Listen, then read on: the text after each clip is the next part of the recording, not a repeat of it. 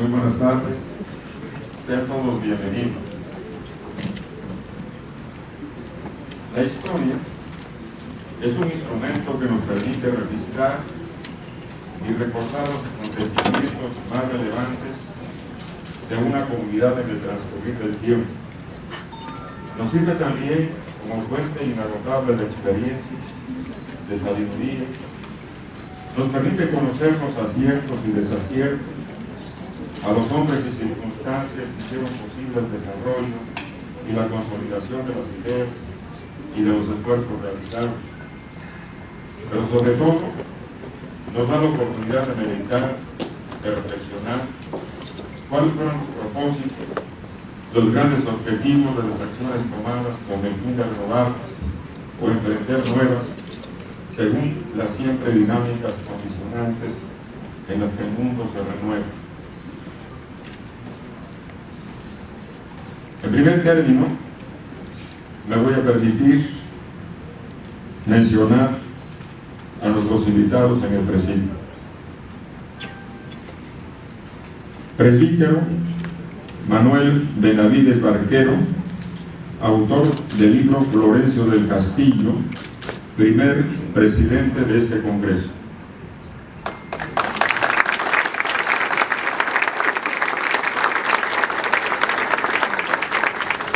Contador público Francisco Martínez Neri, secretario de las Culturas y Artes del Estado de Oaxaca y representante personal del gobernador del Estado.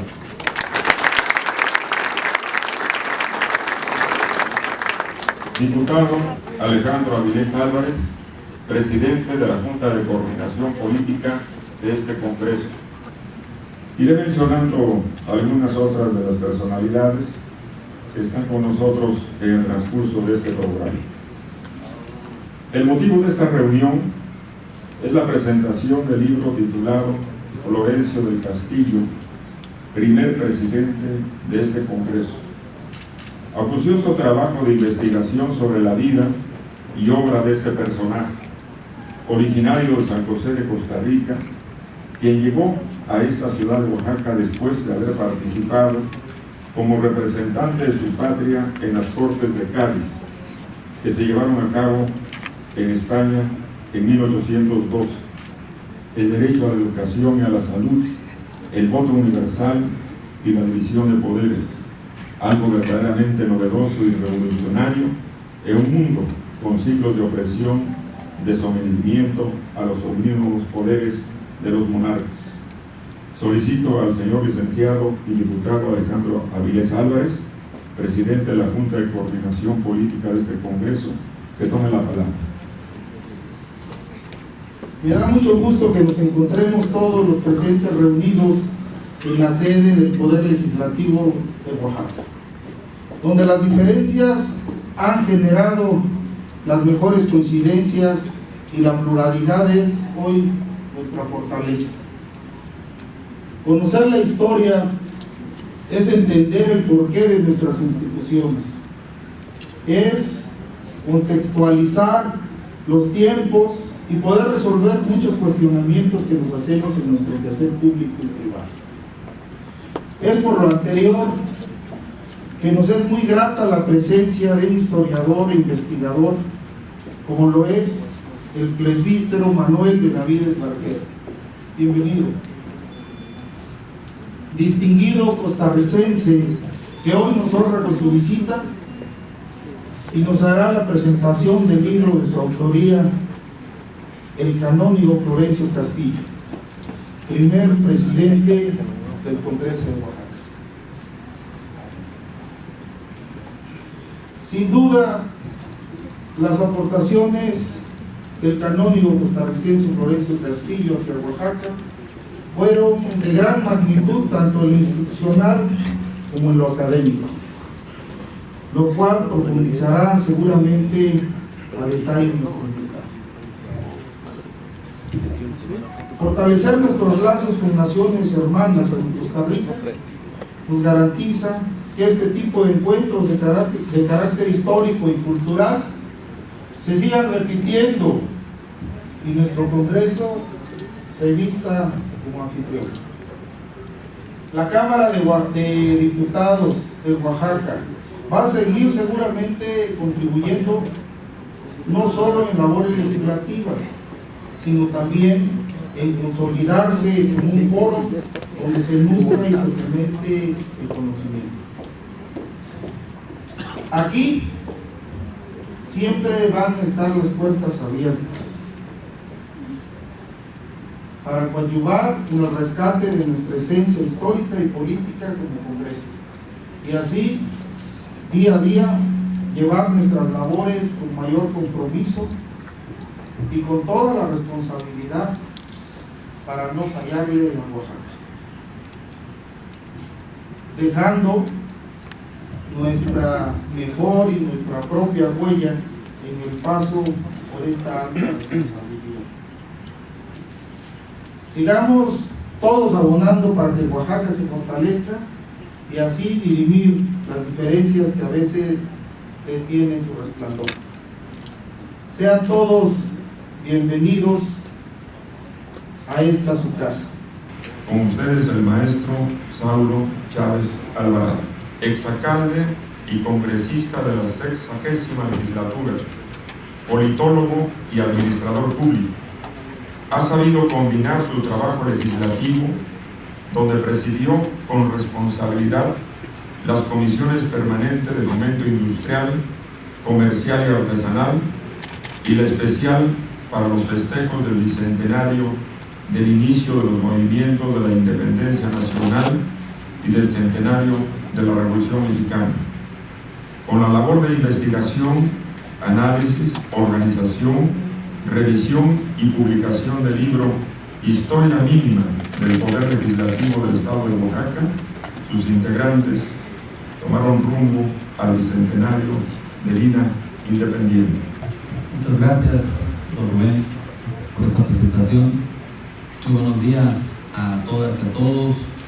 Agradecerles infinitamente su presencia y, por supuesto, como ya es a la usanza de todo esto, pedirles el permiso, la venia del presidente de la Junta de Coordinación Política, el diputado Alejandro Vélez Álvarez, por supuesto también de las y de los señores diputados,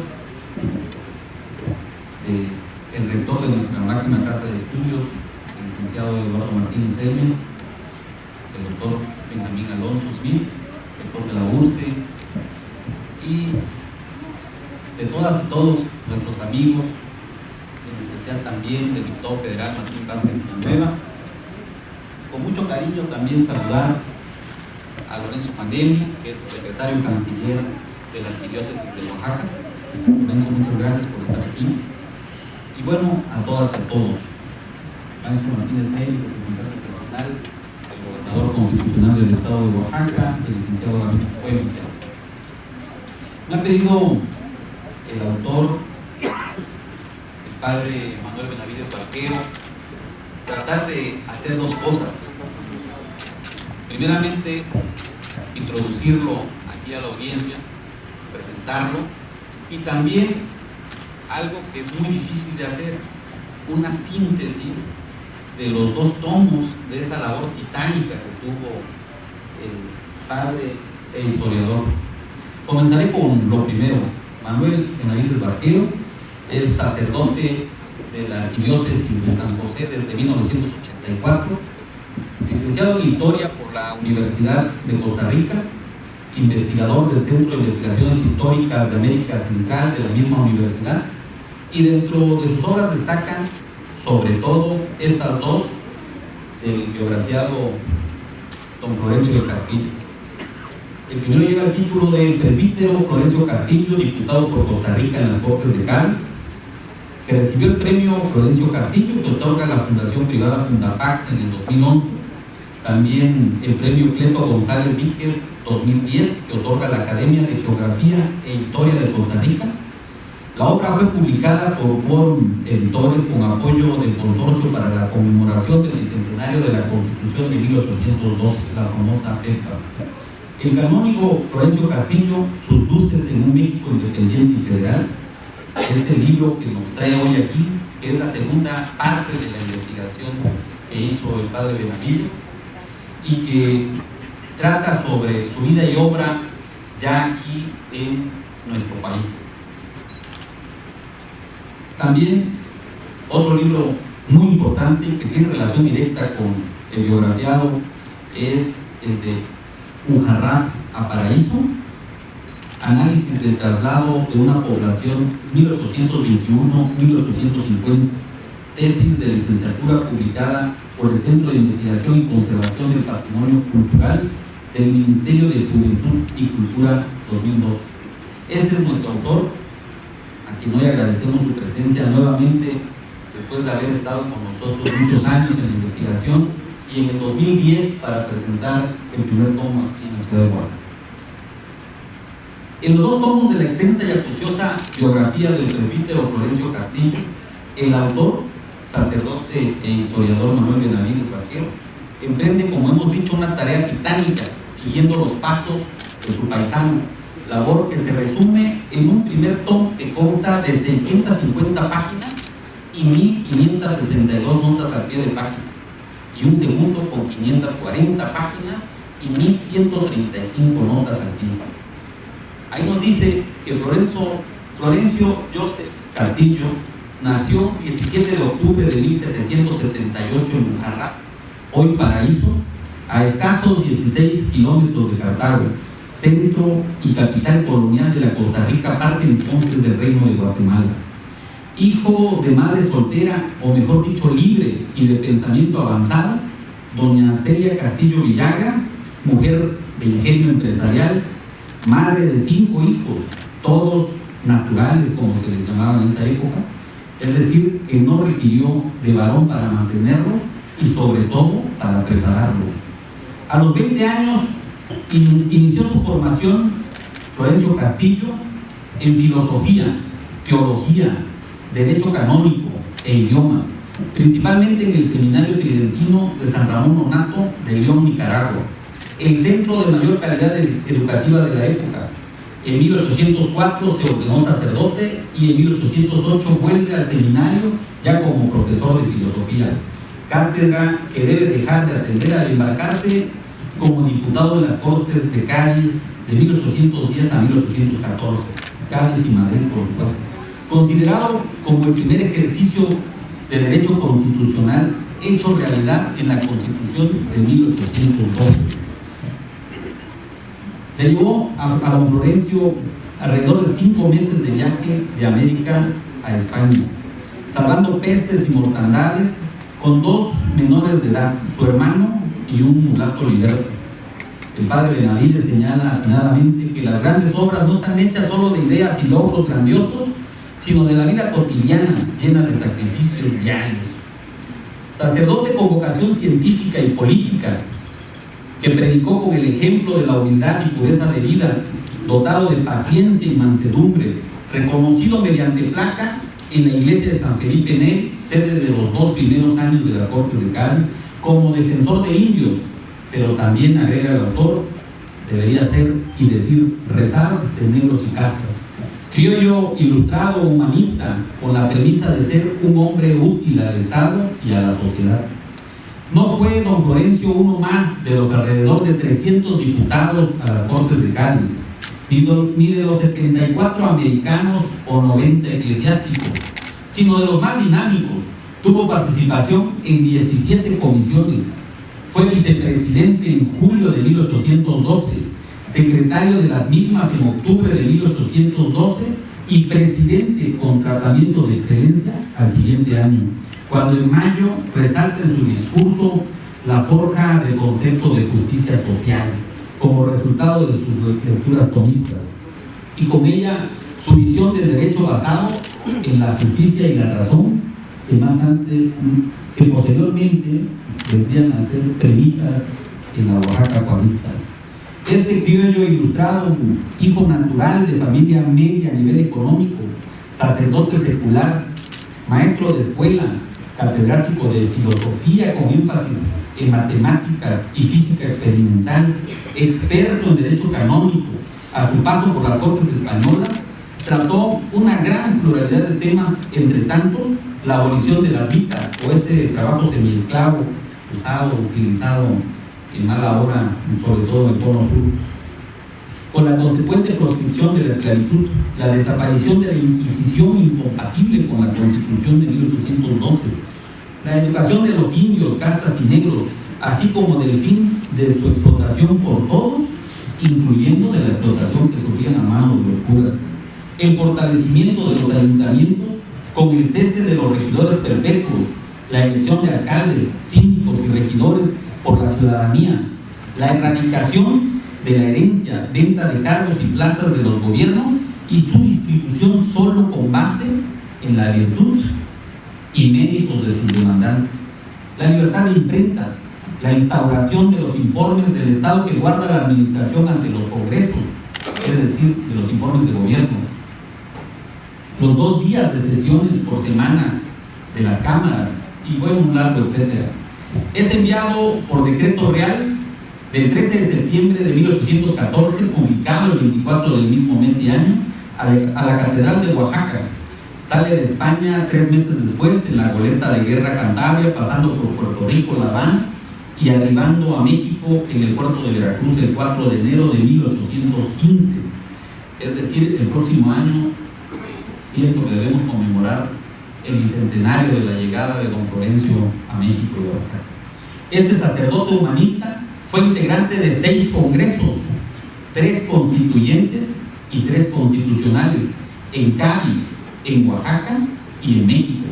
Lo mismo transitó de la colonia a la península española que a los países independizados, de los sistemas monárquicos que a las repúblicas federales y centralistas. Su talante democrático se observa en la diversidad de buenos conceptos que utilizó en sus discursos, donde patria, ciudadano, felicidad relacionada con el bien común y con el ideal del progreso que se buscaba a través de la educación, su anhelo más grande, misma que tuvo y enseñó, por cierto, desde la universidad hasta la escuela de primeras letras. El canónigo Castillo llega a Oaxaca con un tiempo histórico intenso, convulso, como siempre, con la resaca del paso reciente de los curas insurgentes como Morelos y Sabino Crespo, además de la compleja forma de hacer política de nuestros paisanos y paisanas. Sus cartas credenciales no le sirvieron de mucho en el primer año y pasa por un calvario hasta casi la subsistencia. Alrededor de un año después de su llegada, ocupa interinamente el cargo de párroco en la iglesia de San Jerónimo de Tlacochahuaya, mismo que asumió con su acendrada humildad el exdiputado presidente de las Cortes de Cádiz, formando parte también de la comisión que tendrá a su cargo la redacción de la Constitución. Inmediatamente pasa a ser mediador entre el emperador Iturbide y el Congreso, al pasar a formar parte del fugaz Consejo de Estado que duró menos de un año. Florencio Castillo vuelve a Oaxaca en julio de 1823, un mes después de la aventura en la que Oaxaca se declara independiente por iniciativa del general Antonio de León. De vuelta a estas tierras y estas tierras a la nación, se instaura el Congreso Constituyente, misma que hará realidad la Constitución del 1 de enero de 1825. Florencio Castillo era el presidente de este Congreso. Ahí está su firma y el documento original está en la Francisco de Burgoa. Ahí lo hemos localizado ya a inicios de este año. Antes de la misma, Florencio Castillo fungió como diputado secretario en mayo de 1824 en la aprobación de la Ley Orgánica para el Gobierno del Estado de Oaxaca. Posterior a la promulgación de la Constitución y todavía bajo la presidencia del Congreso del diputado Castillo, se aprobaron las leyes secundarias, Ley de División y Arreglo de los Partidos que componen el Estado Libre de Oaxaca, 8 de marzo, la ley que arregla la administración de justicia en los tribunales del Estado Libre de Oaxaca, 12 de marzo, y la ley que arregla el gobierno económico de los departamentos y pueblos del Estado Libre de Oaxaca, el 13 de marzo. Es decir, las famosas leyes secundarias que aterrizan toda Constitución.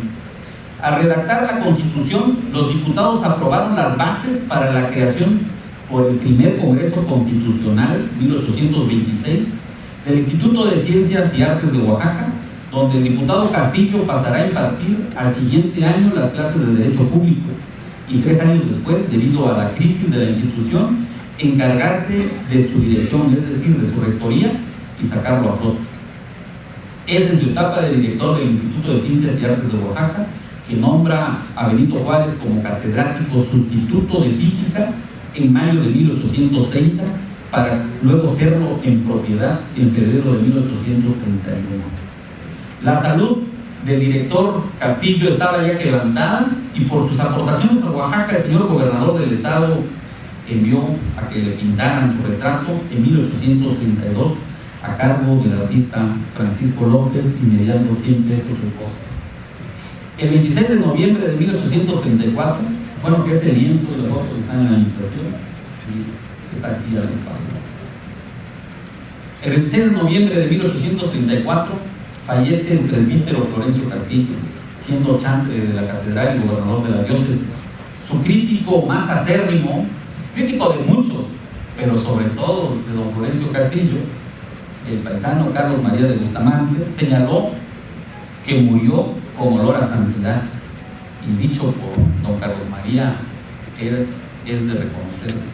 A pesar de su deseo de ser enterrado en la capilla de San Marcial, fue inhumado en la iglesia de San José de las Monjas Capuchinas, donde por años fue su director espiritual.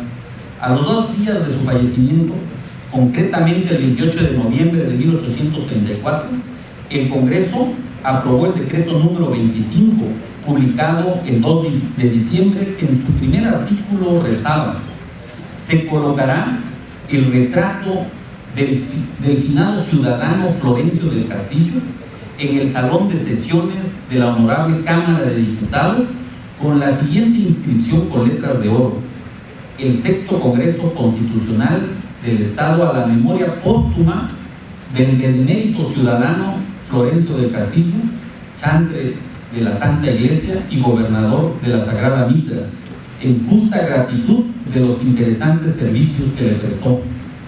La Asamblea Nacional Constituyente de Costa Rica, país natal del presbítero Florencio Castillo, decretó el 5 de octubre de 1949 colocar el retrato del presbítero Florencio Castillo en su recinto de sesiones, como homenaje a la obra humanitaria y social suya a favor de las clases desvalidas de América y por los servicios especiales que prestó a nuestro país en las actuaciones como miembro y presidente de las Cortes Generales de Cádiz.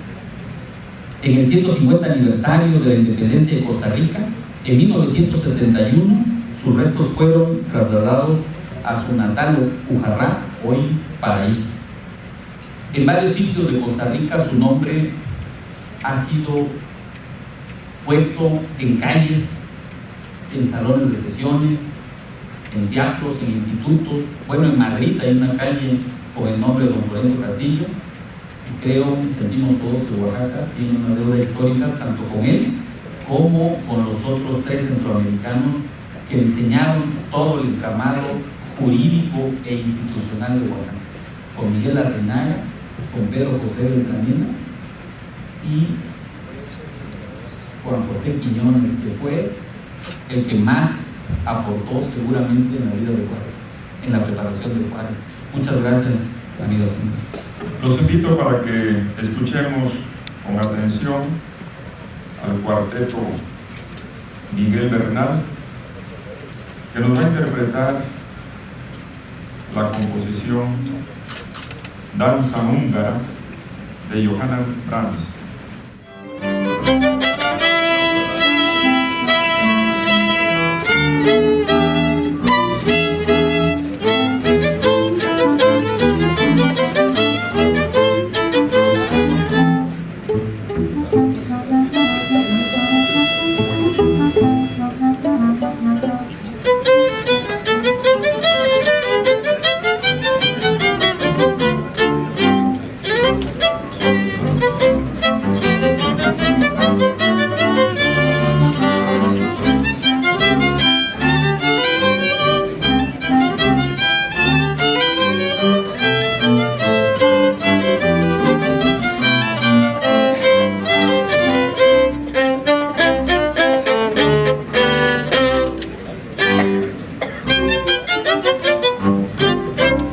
El 16 de octubre de 1971 se realizó en el Paraninfo de la Universidad Autónoma Benito Juárez de Oaxaca una ceremonia solemne para despedir los restos de don Florencio del Castillo, gracias a las gestiones del embajador de Costa Rica en México, señor doctor Max Tean.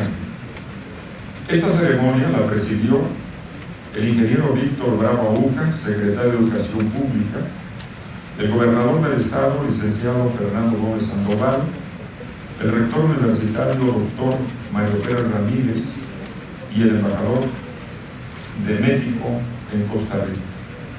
Al día siguiente, los restos partieron hacia ese país en vista de que el 29 de octubre de ese año se conmemoraban los 150 años de la firma de su acta de independencia. Pido al maestro Manuel Benavides Parequeo tenga la bondad de pasar a esta tribuna y hacernos algunos comentarios de su valiosísimo libro. Como escucharon con mi amigo Saulo sobre los dos libros, hablarles a ustedes del padre Florencio Castillo, canónigo Florencio Castillo, sería interminable, ¿no? Yo voy a tratar de comprometerme con ustedes a hacer, no tanto breve, pero sí lo esencial. Este es el libro que queremos presentar, ¿verdad? Que lo publicamos el año pasado, pero no había tenido tiempo de venir hasta acá. Y sí había una deuda con Oaxaca para comentarles el producto de la investigación. El libro está dividido en 7 capítulos y cada uno de ellos se ocupa de una materia específica. Como estamos acá en la Cámara de Diputados, yo quisiera enfocarme más sobre el aspecto de su tarea como diputado. En otra ocasión podríamos ir a la Universidad Autónoma Benito Juárez y hablar de su aspecto educativo, que tuvo una tarea grande aquí en Oaxaca en ese campo. En el arzobispado o en el seminario podríamos hablar de la parte de su tarea eclesial que realizó, porque si no, no terminaríamos hoy acá. Entonces, quisiera dirigirle la palabra sobre ese aspecto en la vida del padre Florencio Castillo. Como bien se dijo, llegó acá hace 199 años con 8 días más o menos a Oaxaca, la ciudad, y desde que llegó va a empezar a destacarse a través de diferentes medios. El primero, de hecho, por ser sacerdote, a través de la predicación, como se mencionó, era el segundo lugar cultural más desarrollado de Guatemala, de la capitanía de Guatemala. Pero además traía la gran experiencia de las Cortes de Cádiz, después de la del Congreso Constituyente de 1822 acá en México. Y le da a eso unas características especiales. Tanto el obispo como el cabildo catedralicio empiezan a demandar sus servicios de la siguiente manera. Entre varios, uno muy interesante, experto en leyes canónicas y civiles, le van a pedir regularmente redactar los documentos que hay que enviarle al rey o al virrey aquí en Nueva España para algún asunto. Ustedes saben que para hablar con estas autoridades necesitaba un experto en leyes. ¿Y quién más que él? Como que siempre que había un problemita, lo ponía a él en esa situación, debido a sus conocimientos. No es de extrañar entonces que el obispo lo eligiera su representante en la junta eclesiástica convocada por Iturbide, y ahí empieza también entonces su gran tarea a nivel político como diputado. Es ahí donde se da a conocer ya a nivel de México en general, ya no es solo a nivel de Oaxaca, y tenemos esa primera intervención, pero luego lo eligen diputado suplente por Guatemala en el Congreso Constituyente.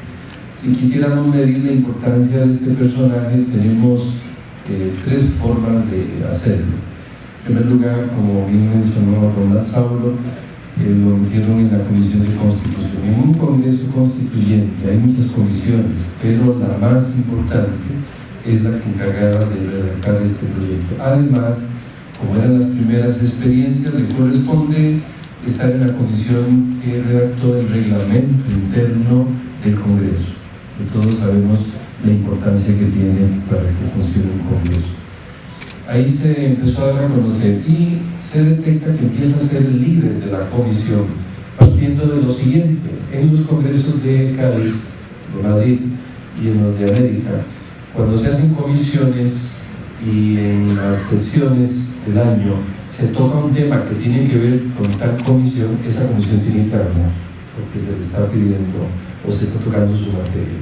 Es curioso que, igual que pasó con la Comisión de las Cortes de Cádiz encargada de la Constitución, empiezan a cuestionar que dónde está el proyecto, que qué pasa, y quien empieza a responder las inquietudes es el canónigo Florencio Castillo.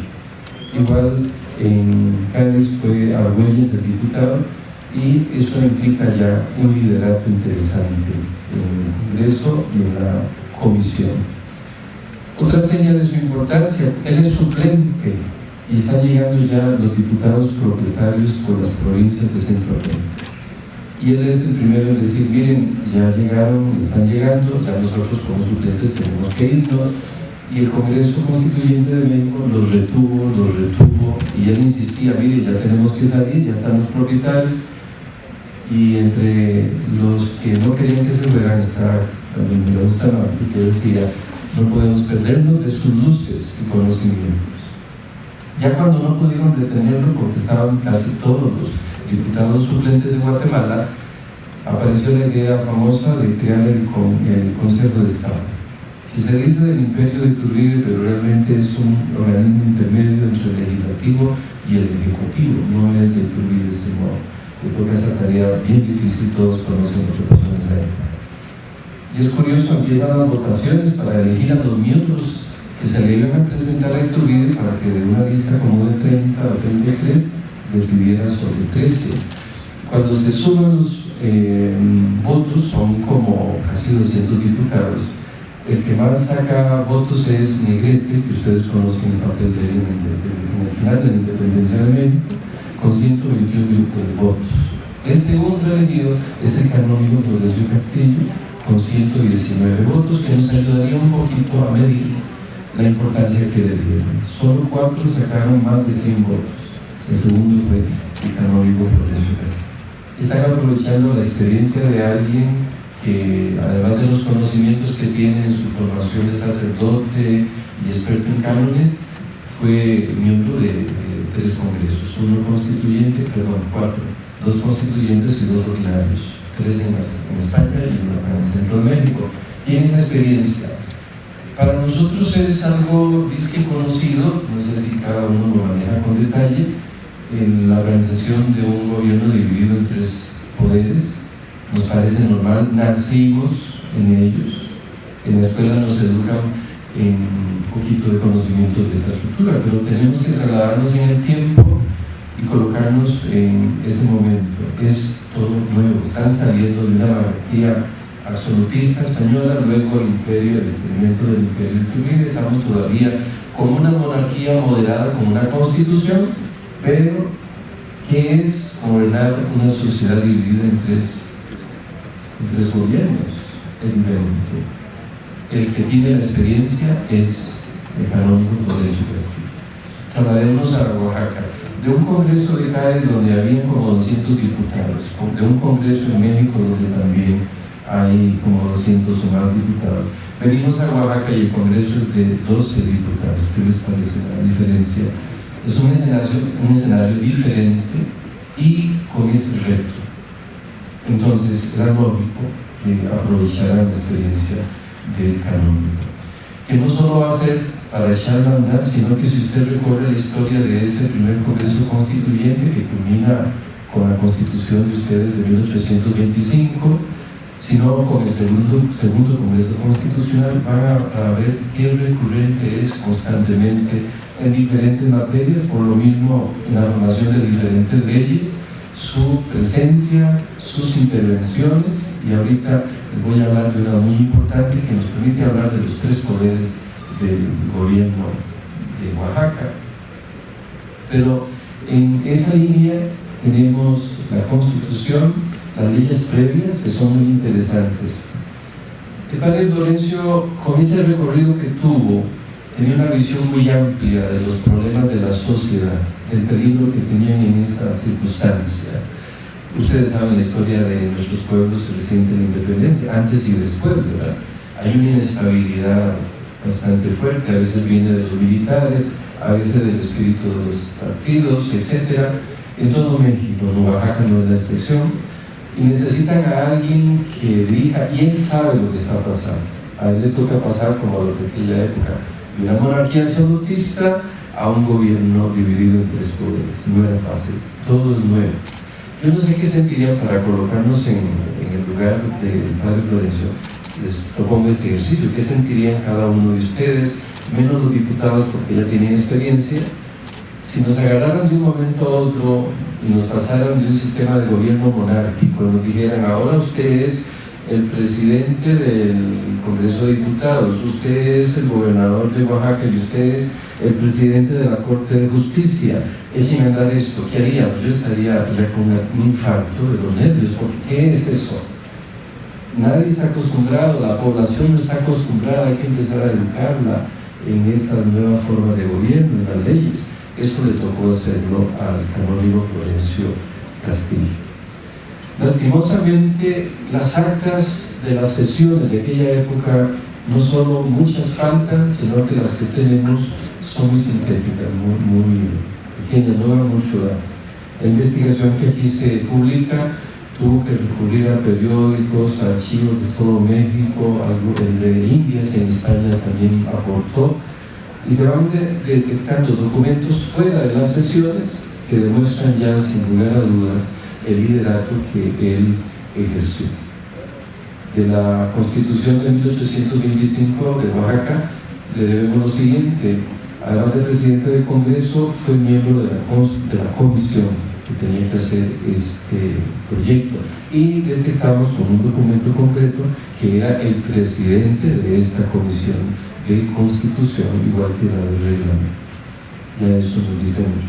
Si nos vamos al contenido de la Constitución de Oaxaca, que por cierto, aprovechando la presencia del rector de la universidad, hace falta muchos estudios. Nuestra historia siempre está urgente de estudios.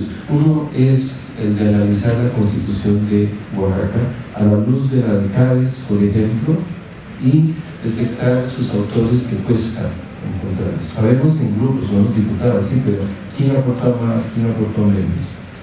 Se nota ahí la influencia de la Constitución de Cádiz, y eso es en toda América. Si quieren una prueba de la influencia del padre Florencio en esa Constitución, hay varios números, pero hay uno específico.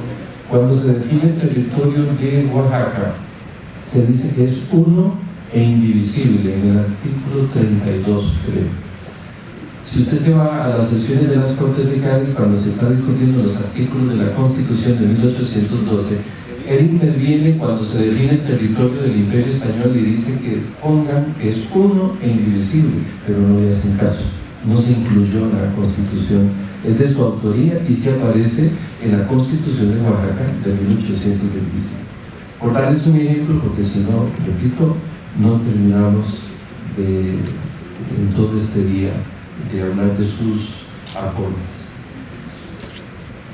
Oaxaca tenía ese reto, ya lo dijo aquí bien don Saulo, no es solo dar una constitución. Todos los que han participado como diputados en una sociedad saben lo difícil que es, y esto de hacer leyes. Hay que ponerla en práctica, se necesitan proyectos, leyes nuevas, etc. Y encontramos ahí otra vez la mano del padre Florencio con 2 aportes. Él se dio cuenta que uno de los errores del Imperio de Iturbide y de México en el Congreso Constituyente fue haber asumido todas las leyes de España mientras se hacían las de México. Era una buena idea. El asunto es si las iban a respetar. Costa Rica tuvo una variante con el Pacto de Concordia. Agarró las de Cádiz, sí, pero también aportó de sí misma y las adaptó. Pues está ahí presente el derecho gaditano, pero también la realidad. En México pasó que se adaptó, no se hicieron leyes previas hasta que estuviera la Constitución, y esta fue uno de sus fracasos. Las leyes de España fueron violentadas, nadie quería cumplirlas, etc. En Oaxaca, el padre Florencio entendió el peligro y aprendió muy bien lo que le pasó al Imperio de Iturbide. Cuando llega acá, lo primero que hace el Congreso son 3 leyes provisionales, y una de ellas la Administración de Justicia. Mientras está la Constitución y la adaptan acá. Después de la Constitución, igual, 3 leyes fundamentales: la división territorial, la de la Administración de Justicia y la de la Administración Económica de los departamentos de Oaxaca. Y ven que en las dos, en la previa y en la posterior, aparece una ley de justicia. ¿Por qué? Lo vamos a ver ahorita con otro aporte del padre Florencio. Uno de los retos en ese momento era administrar justicia. Había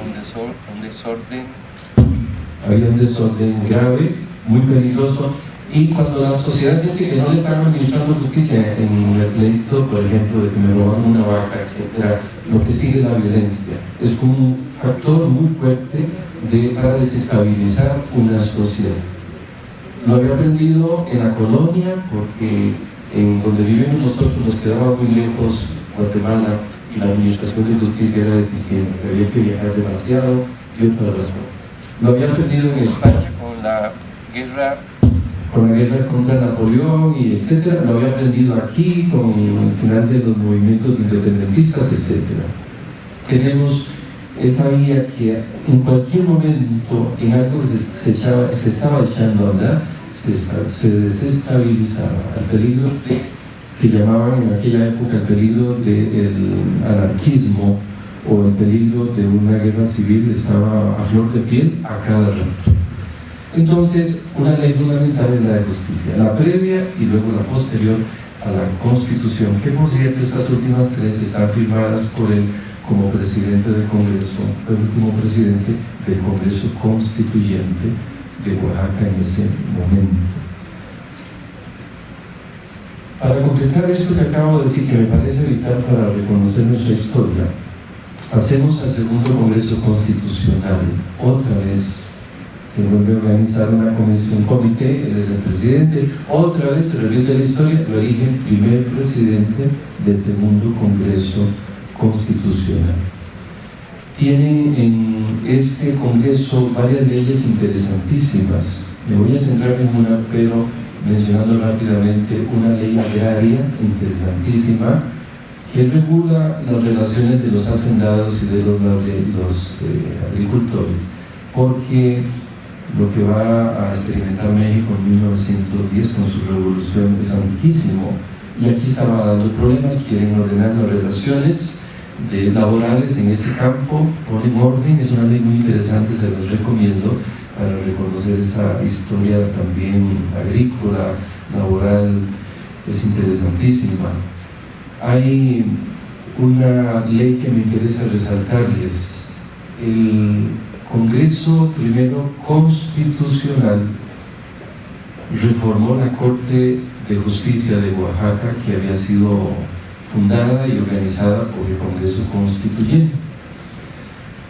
Ustedes saben que en Oaxaca hubo lucha de partidos desde su origen, ¿verdad? Casi, los aceites y los vinagres se llamaban. Aceites se supone eran conservadores, los vinagres eran patriotas liberales. Yo le tengo miedo a las dos palabras, ya no me convencen. En los estudios históricos veo que es muy arriesgado decir quién es liberal y quién es conservador. Ya yo no me arriesgo a hacerlo, me parece injusto. Pero el primero constitucional reformó la Corte de Justicia, la redujo, dicen que por razones económicas, la redujo casi solo a un fiscal, a un magistrado y a un regente. Y la experiencia resultó muy terrible por dos razones: atraso en la administración de justicia, y ya dije el peligro de esto para desestabilizar una sociedad. Lo segundo es que la ley fue anticonstitucional. Al padre Florencio le tocó, con sus conocimientos, educarnos, todos los países de América lo necesitábamos, educarnos en qué es eso de vivir bajo un régimen de derecho, en un Estado de derecho.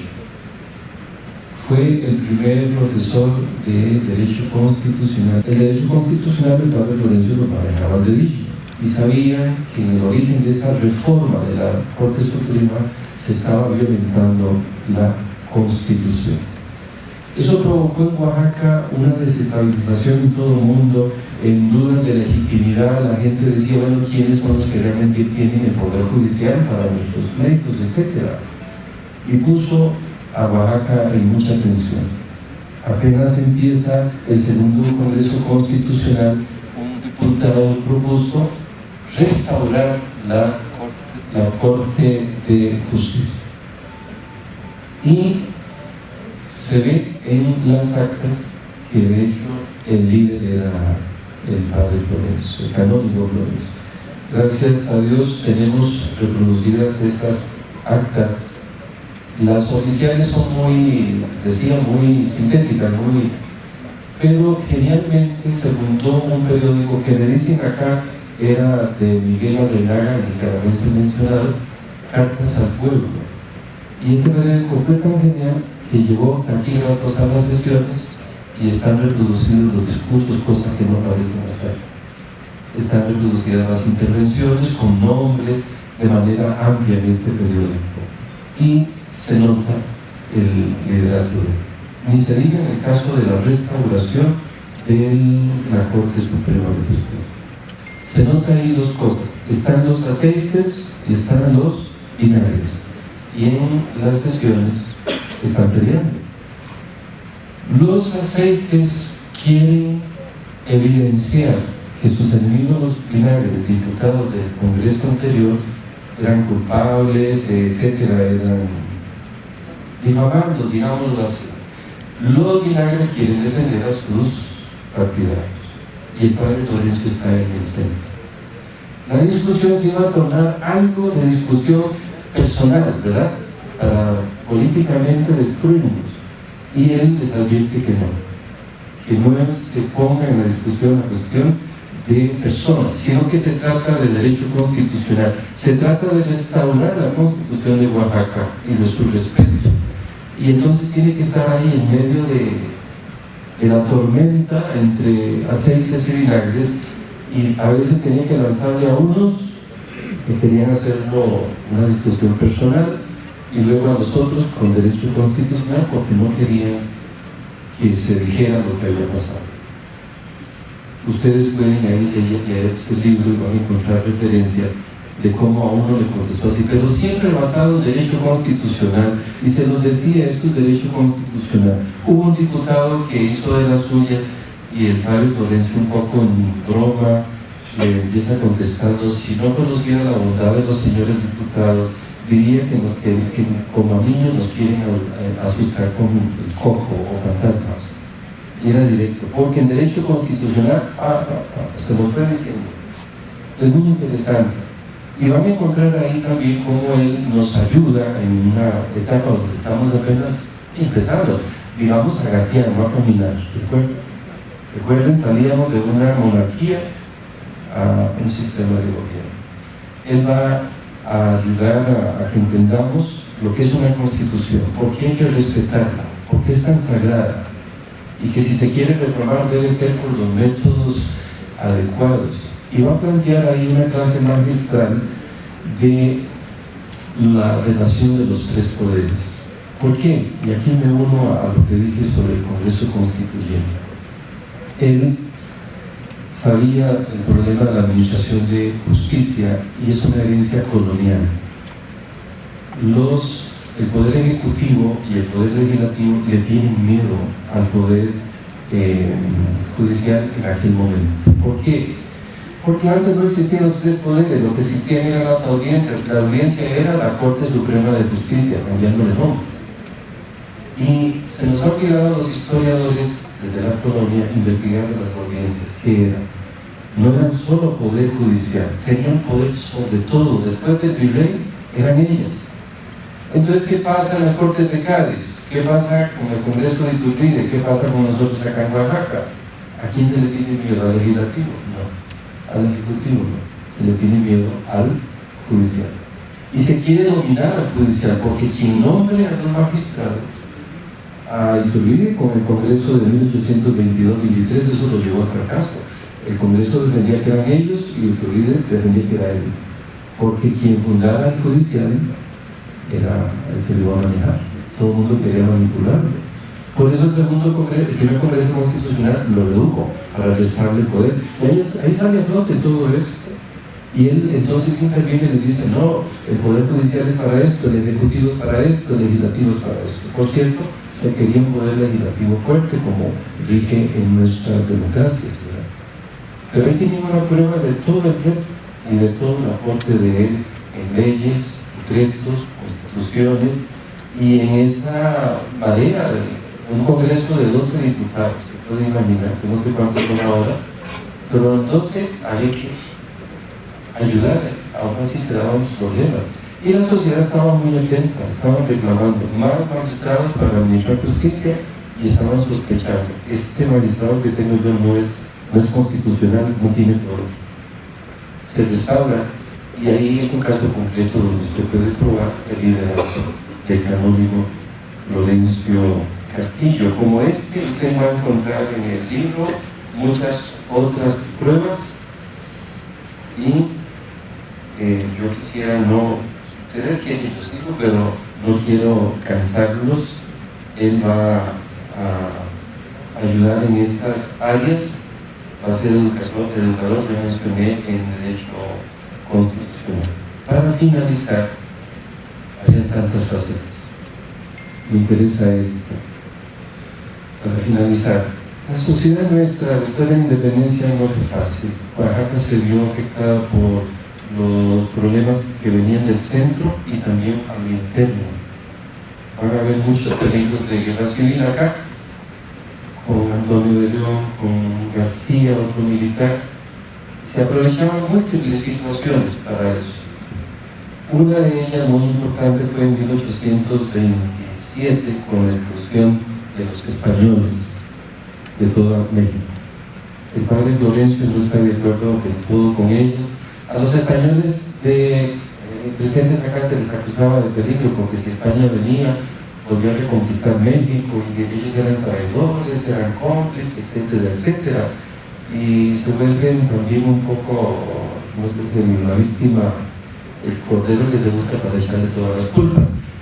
Se hace esto, y un militar, García, y respeta los tres poderes del gobierno, da su decreto y empieza a expulsar españoles. Fue una violación del derecho constitucional de los poderes generales. Ahí otra vez el padre Florencio se destaca, porque le toca defender al Congreso de Oaxaca en México, porque quedó con una mala imagen. Él va hasta México, habla con el presidente, con los ministros, y les habla que no, que el Congreso de Oaxaca es digno, que estuvo a la altura. También va a tener que mediar, y se comprueba ahí que ya no es solo Oaxaca, sino que el gobierno central tiene al canónigo Florencio Castillo como alguien que ayuda a intermediar entre fuerzas. Y hay una carta del ministro de Guerra y Marina, Gómez Pedraza, donde se ve claramente, lo tenían a él como el psíquico de los mandados que decía México, ¿sí? Para poder tranquilizar, mediar, ver cómo se volvía la paz a Oaxaca, que estaba, el Congreso tuvo que ir a sesionar a Etla, el gobernador tuvo que irse de acá en esa revuelta, y el padre Florencio es el que va, en la carta dice: he enseñado, señor ministro de Guerra, su carta a las diferentes personas, he tratado de convencer al gobernador para que sea moderado, he hablado con fulano para que se equilibren y no exageren esta acción. Otra prueba más de lo que queremos de verdad y rescatar hoy con esta memoria histórica y de su humanismo. En esta carta se ve muy bien, porque él es el autor de un proyecto donde pide al gobierno que humanice la política con la humanidad, con el humanismo, por lo siguiente: se expulsan los españoles y se quedan muchas familias acá, mujeres, esposas e hijos solos. ¿Cómo se mantienen?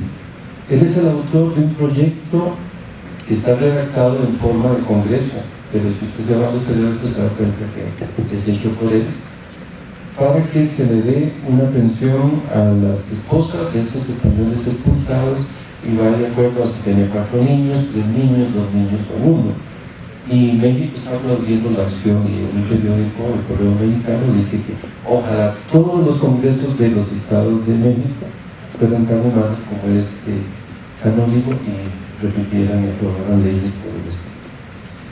Yo estoy dispuesto a preguntas, pero no sé cómo están los protocolos, señor Vasconcelos, pero con esto creo que queda planteado un poquito lo que van a encontrar en el libro. Van a encontrar más, hay más.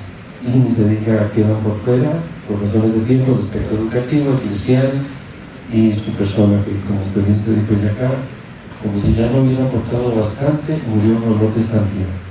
Era bueno, imagínense, además de todos estos aportes, era alguien que trató de vivir su fe. Yo termino acá, pero debo agradecer por muchas razones.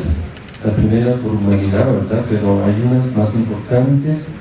Quisiera agradecer a la persona, allá le decimos presidente del Congreso, a todos los diputados, a las comisiones, a los que han estado a cargo de esta actividad.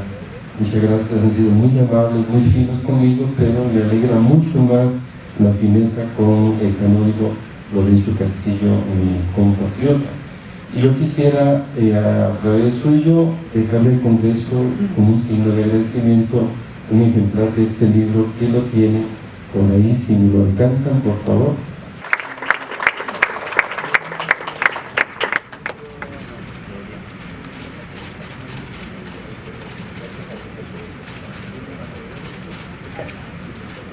El historiador no está solo, ¿verdad? Le prestan el pasado y en el presente otros lo sostienen, porque yo no hubiera podido hacer esta investigación si no es con el aporte de mucha gente que con cariño lo apoya a uno.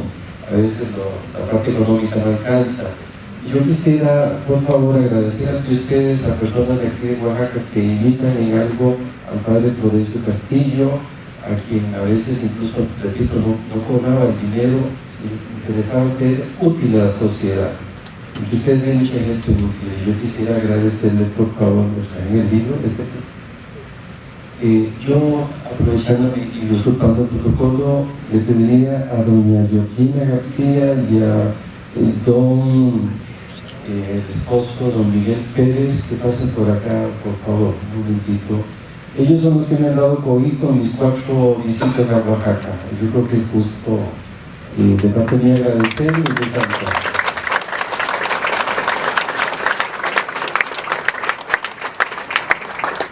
Muchas gracias, les agradezco a todos su atención, han sido muy finos, muy agradecidos.